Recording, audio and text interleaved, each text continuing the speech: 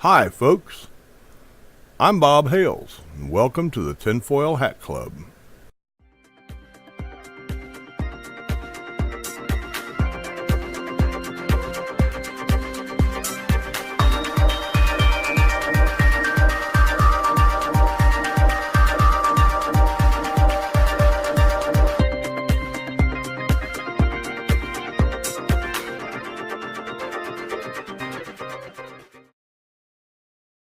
Hi, folks.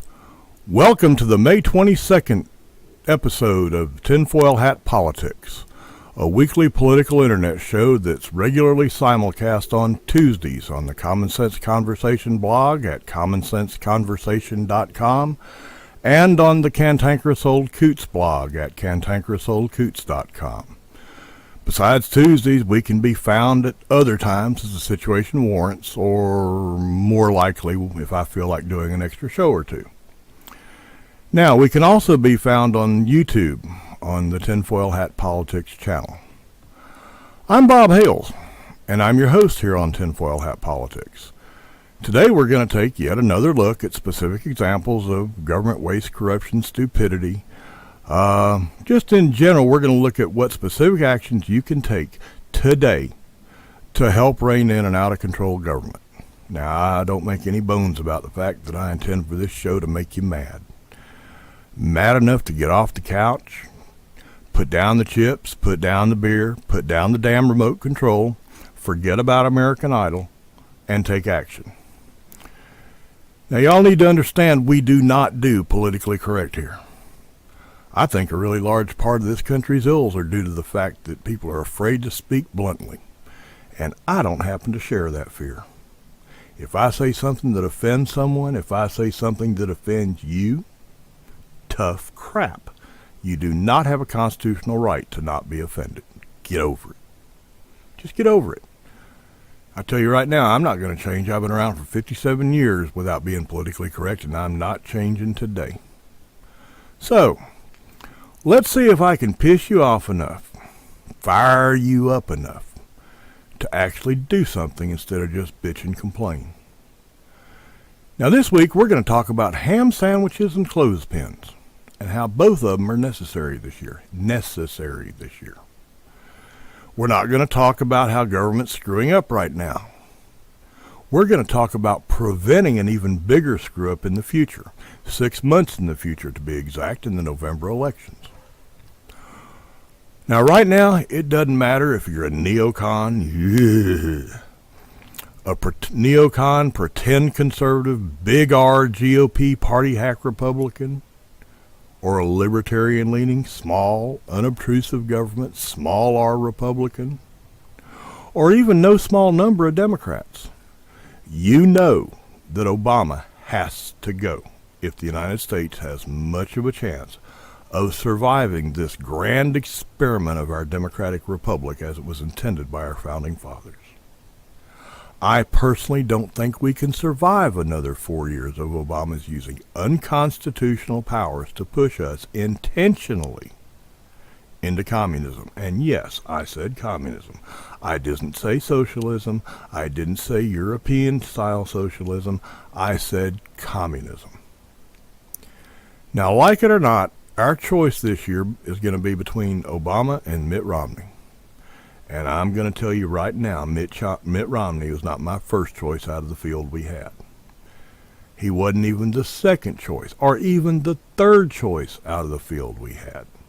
But he's what we have to work with. And if we don't want to give the communists another 4 years, he's who we're going to have to settle for. And that's a problem. A couple of months ago, I heard a pundit on one of the talking head 24/7 news channels. I believe it was Charles Krauthammer on Fox News, but I'm not sure. I listened to all of them to hear all sides, make up my own mind. But I heard one of them make the statement that while there were still 4 or 5 viable Republican candidates, and everybody was talking about, is it going to dilute the field, and they're going to beat each other up so much nobody can win. Charles Krauthammer said that Obama was so unpopular and had pissed so many people off that it didn't matter who got the nomination. That anyone could beat him, even a ham sandwich. Now, I chuckled at the line a little bit and pretty much agreed with him at that point. And now, well, now Obama looks even weaker. After all, 2 or 3 months ago, we only had some biggies to be pissed off at Obama about. The Affordable Care Act, otherwise known as Obamacare for you folks that don't keep up. The immigration lawsuit against Arizona. Fast and Furious, which is a whole other story. We just had some big stuff to be mad at him about. Lately, there's been a whole pile of very public, smaller missteps, setbacks against his campaign.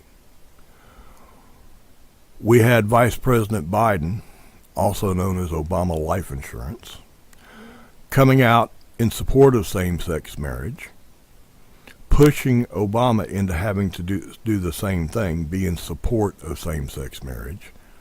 You know, the same guy who was against same-sex marriage when he ran for senator from Illinois. The same guy who was against same-sex marriage when he ran for president in 2008, because he knows the black community is very much against same-sex marriage, and he had to have their vote to get elected. Well, between Biden running off the mouth and the press putting a lot of pressure on him, he had to come out for it. So now he's for gay marriage.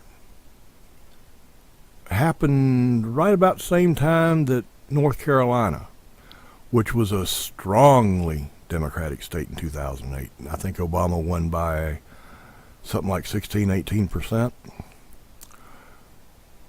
They voted against same-sex marriage. They not only voted against same-sex marriage, they voted against civil unions one day after Obama came out for gay marriage.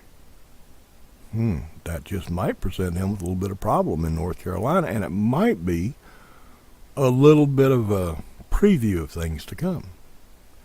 And he's had some other missteps. We've got his open mic moment with the Russian President Dmitry Medvedev.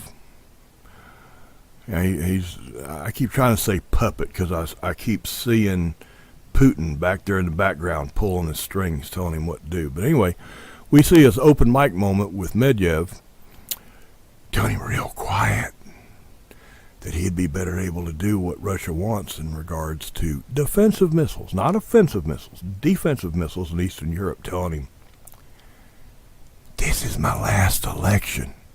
After the election, I'll have more flexibility. Flexibility for what, Mr. Obama? To screw this country even worse?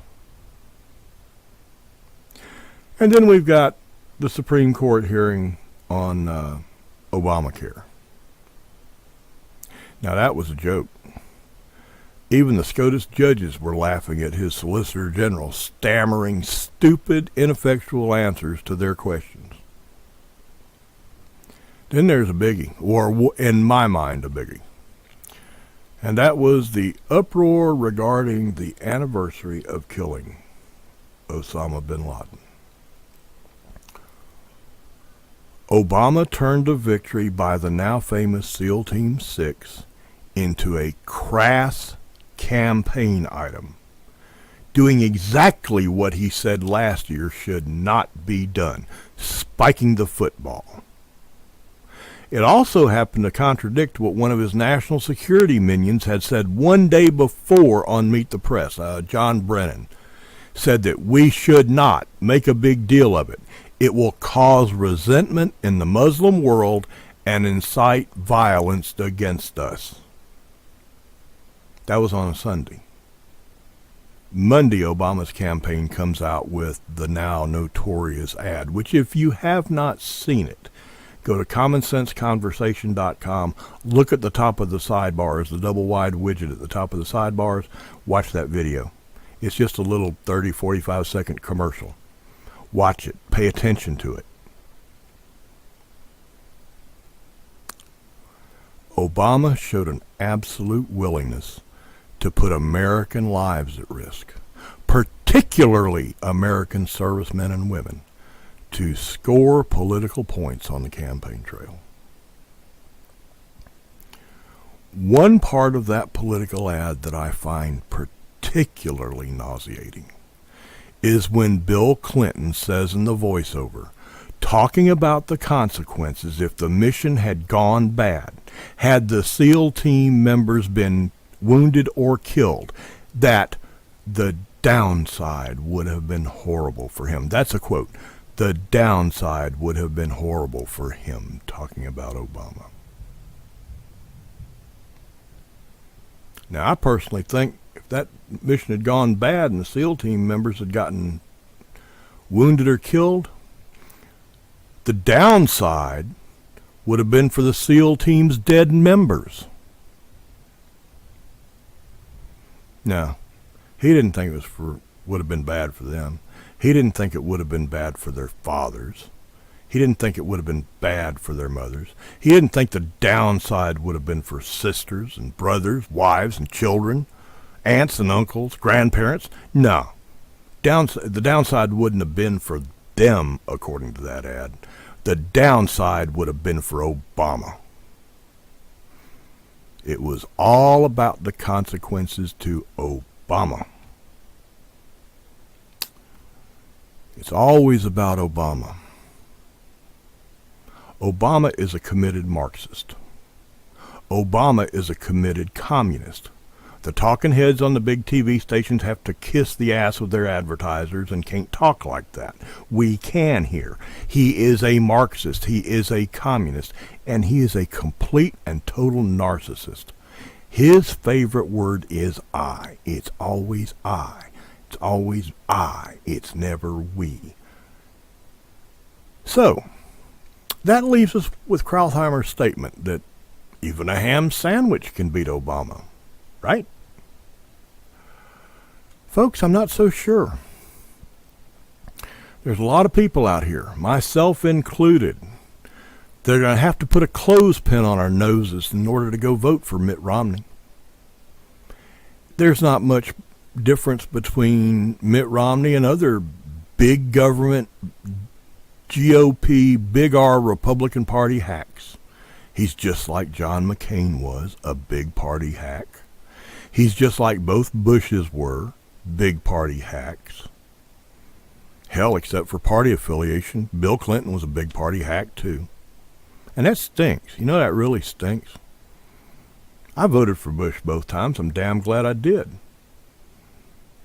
But economically, Bush was a disaster. The only reason I voted for him was I had to vote against Kerry and I had to vote against, I invented the internet, Al Gore. You know, I'm really, really tired of having to vote against people and having somebody decent to vote for. But that's where we are, folks. Now, why is that a problem? Because Obama is going to get his core entitlement society voters out. You know, the 47% of America that contribute absolutely nothing to the support of this country. The 47% of America who get freebies, who are freeloaders. They're going to be at the polls to make damn sure they keep getting their government handout, to make damn sure they can keep sucking at the government tit. They're going to be there. When there's more than 50% of them, by the way, we're screwed. But they're going to be there.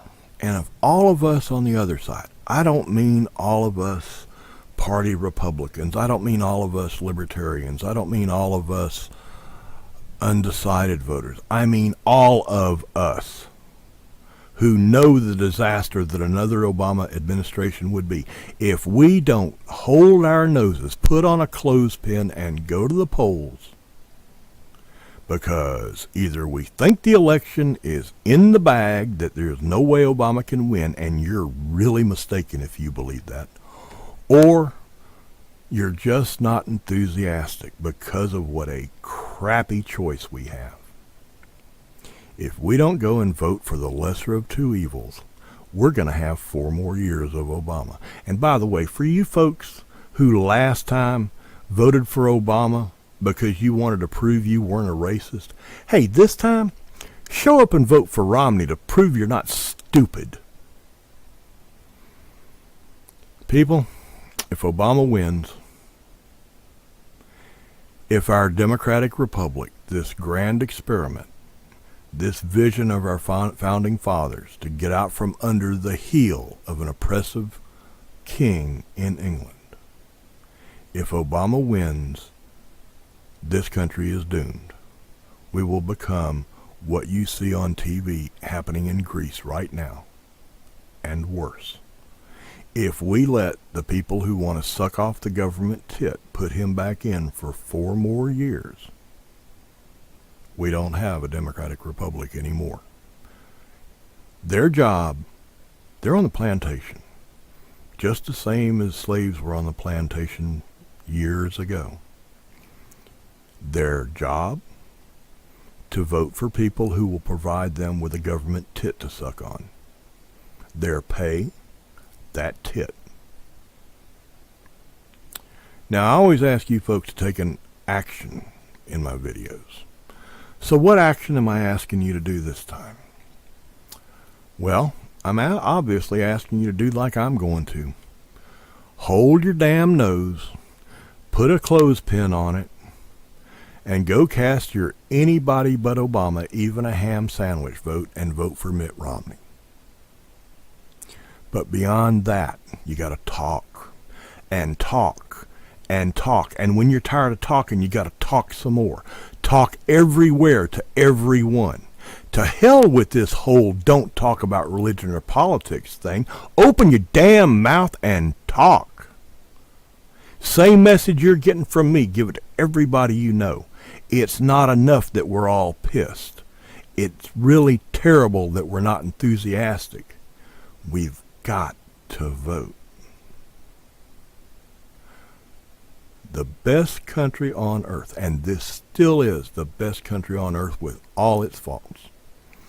The best country on earth needs your voice. Now that's about it for today, folks. As always, use that widget over there in the right sidebar, commonsenseconversation.com. Contact your Congress critter. Confront them with email. Confront them with snail mail. Confront them on the phone. If they show up in the district, confront them in person. But confront your Congress critters any way you can and tell them they better get the stuff straight because you're tired of it. Don't be threatening, but a tense works really good. After all, you are part of we the people, their bosses. And remember, every time you're in contact with a government official, anybody who gets paid by the government, whether it's an elected official or just somebody hired by the local government, every time you have a contact with a government official, you end every contact. I don't care if it's you see your local county commissioner at Susie's Diner in the morning getting a cup of coffee. You make sure before you leave, you walk up to them, you look them right square in the eye, and you tell them, we don't work for you. You work for us.